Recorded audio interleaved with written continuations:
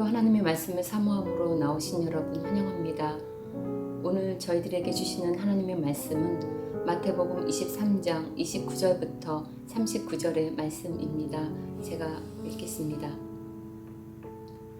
화 있을진저 외식하는 서기관들과 바리새인들이여, 너희는 선지자들의 무덤을 만들고 의인들의 비석을 꾸미며 이르되, 만일 우리가 조상 때에 있었더라면 우리는 그들이 선지자의 피를 흘리는데 참여하지 아니하였으리라 하니, 그러면 너희가 선지자를 죽인 자의 자손임을 스스로 증명함이로다. 너희가 너희 조상의 분량을 채우라.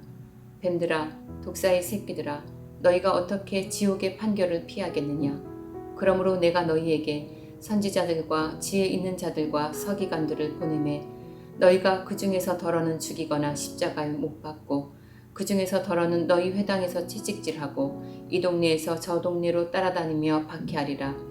그러므로 의인 아벨의 피로부터 성전과 제단 사이에서 너희가 죽인 바라기아의 아들 사가랴의 피까지 땅에서 흘린 의로운 피가 다 너희에게로 돌아가리라. 내가 진실로 너희에게 이르노니 이것이 다 이 세대에 돌아가리라. 예루살렘아, 예루살렘아, 선지자들을 죽이고 내게 파송된 자들을 돌로 치는 자여, 암탉이 그 새끼를 날개 아래 모음같이 내가 내 자녀를 모으려 한 일이 몇 번이더냐. 그러나 너희가 원하지 아니하였도다. 보라, 너희 집이 황폐하여 버려진 바 되리라. 내가 너희에게 이르노니 이제부터 너희는 찬송하리로다. 주의 이름으로 오시는 이여 할 때까지 나를 보지 못하리라 하시니라. 아멘. 화 있을진저로 시작하는 예수님의 진노는 오늘 본문에서 정점에 달하고 있습니다. 마지막 회개의 메시지를 던지시는 예수님의 말씀을 통해 우리 신앙이 지금 어디를 향하고 있는지 점검하는 시간이 되었으면 좋겠습니다. 예수님은 서기관과 바리새인들의 잘못을 신랄하게 지적하고 계십니다. 화 있을진저라는 말씀으로 시작한 그 13절부터 오늘 본문 29절까지 7가지의 화를 선언하시며 진노하십니다. 예수님은 종교 지도자들을 향해 이렇게 지적하셨습니다. 너희들이 첫째로는 천국 문을 막았고, 둘째는 악을 전염시키며, 셋째는 맹세에 대해 잘못 가르치고, 넷째는 중요한 것을 오히려 소홀히 하며, 다섯째는 속이 더럽고, 여섯째는 불법이 가득하고 외식하는 자들이라고 하셨습니다. 그리고 오늘 본문 29절에서 7번째로 선지자와 의인을 죽인 조상의 죄를 너희가 반복하고 있다고 말씀합니다. 당시 유대인들은 순교자들과 선지자에 대한 존경심은 조금도 없이 그들의 무덤을 화려하게 장식하고 숭배하는 관습을 가지고 있었습니다. 그들은 선지자들의 무덤을 꾸미고 장식하는 행위로 자기들의 경건함을 과시하려고 했습니다. 동시에 박해나 살해와는 아무런 관계가 없다는 인상을 주고자 했습니다. 그뿐 아니라 오히려 선지자들의 편에 서 있는 의로운 인상을 주고자 했습니다. 우리라면 그러지 않았을 텐데 라고 말입니다. 하지만 예수님은 그들이 선지자들을 죽인 조상들과 전혀 다를 바가 없는 자들이라고 신랄하게 정죄하셨습니다. 이들이 순교자들의 무덤을 숭배하는 행위는 참 모순됩니다. 왜냐하면 순교자들 대부분이 종교적 권력을 가진 자들에 의해 살해되었기 때문입니다. 예수님은 선지자와 의인의 살인에 스스로 무지하다고 여기는 저들을 향해서 너희 조상의 분량을 채우라는 말씀으로 신랄하게 비난하고 계십니다.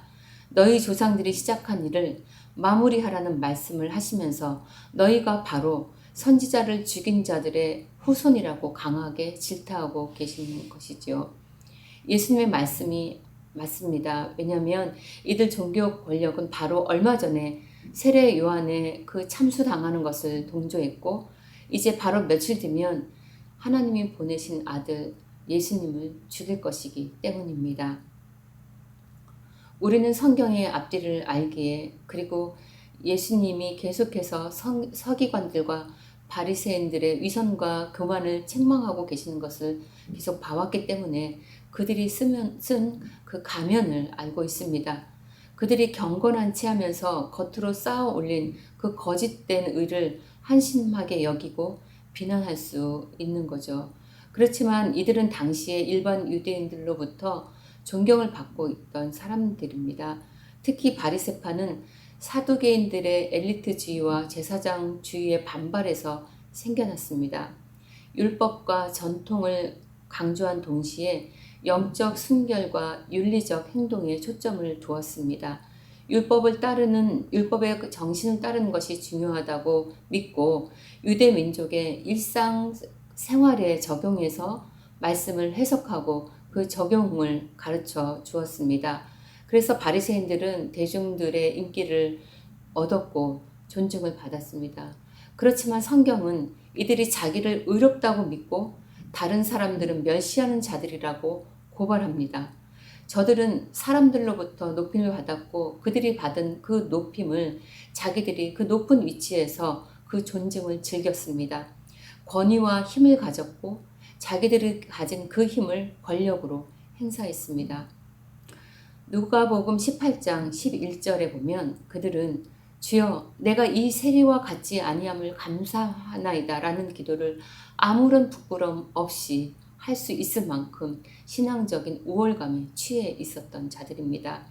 그들은 하나님께 대해서는 매우 열심이었지만 하나님의 마음은 놓쳐버리고 만 사람들입니다.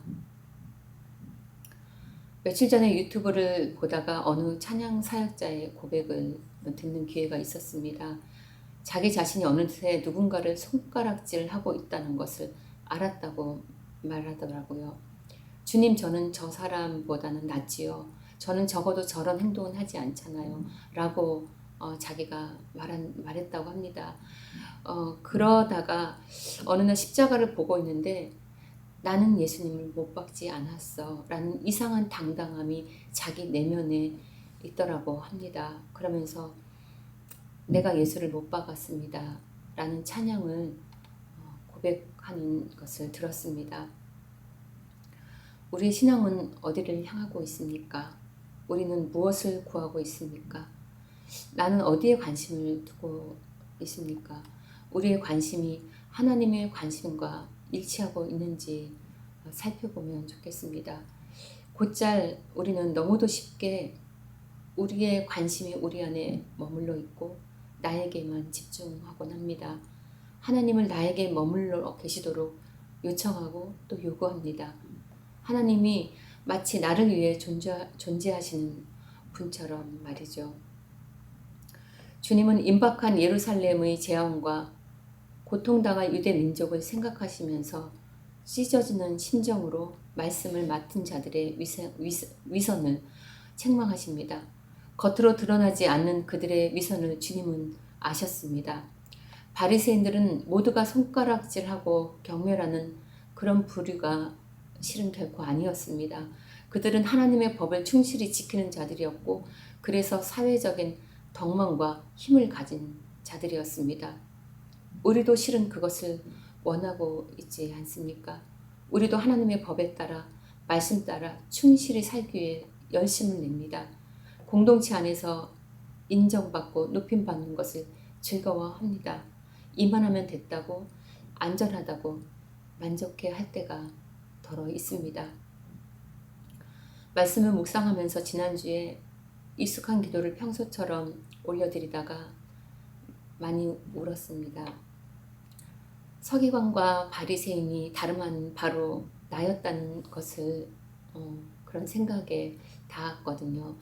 나의 열심이 하나님께 향하고 있지 못하고 내 자신에게 집중된 열심이었다는 것을 발견했기 때문입니다. 나는 저들과는 다를 거라는 교만이 단단히 제 속에 자리 잡고 있다는 사실을 인정하면서 회개하는 시간을 가질 수 있었습니다. 본문 37절에서 39절의 말씀은 예수님의 절절한 사랑과 자기 백성을 향한 안타까움이 느껴지는 대목입니다. 하나님의 집 예루살렘과 그 백성에 대한 고통스러운 아픔과 사랑을 토하고 계십니다. 예루살렘아, 예루살렘아, 선지자들을 죽이고 내게 파송된 자들을 돌로 치는 자여, 암탉이 그 새끼를 날개 아래에 모음같이 내가 내 자녀를 모으려 한 일이 몇 번이더냐. 그러나 너희가 원하지 아니하였도다. 임박한 재앙을 앞둔 예루살렘과 유대 민족을 향한 예수님의 고통과 사랑이 생생하고 절실하게 느껴집니다.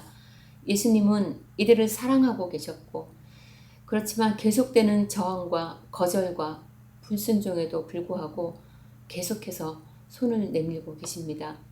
예수님의 화와 이 분노는 결국은 저들이 돌이키기를 원하시는 기다림이고 사랑의 표현이십니다. 이미 과거에 선지자들을 죽이고 돌로 쳤을 뿐 아니라 지금도 죽이려 하고 있고 지금도 돌로 치려는 저들이 거기서 돌이키기를 끝내 원하시면서 이제 십자가를 향해서 예수님 자신을 저들에게로 보내십니다. 과거 역사에 수없이 선지자들을 보내셨던 것처럼 이제 예수님 자신을 보내고 계시는 것이죠. 죽으러 가시지만 그들을 버려두고 가시는 길이 아니라 살리기 위해 죽으러 가십니다.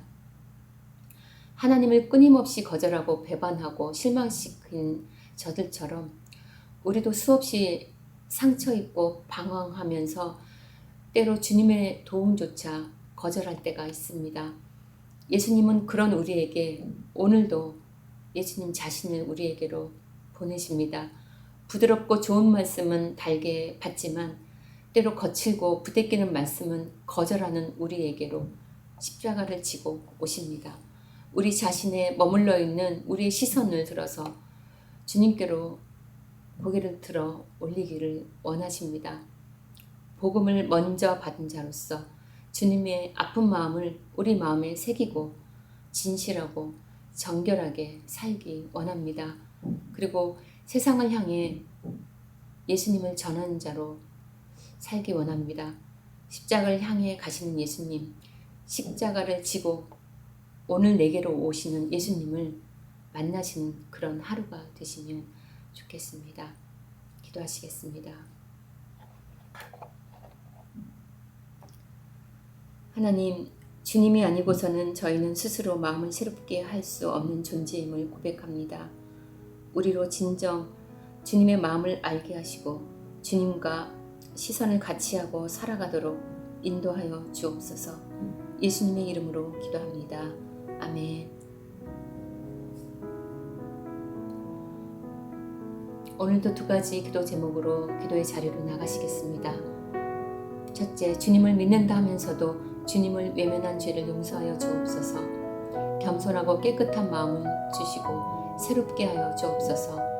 우리를 돌이키시려는 주님의 마음을 깨닫고 순종하게 하옵소서.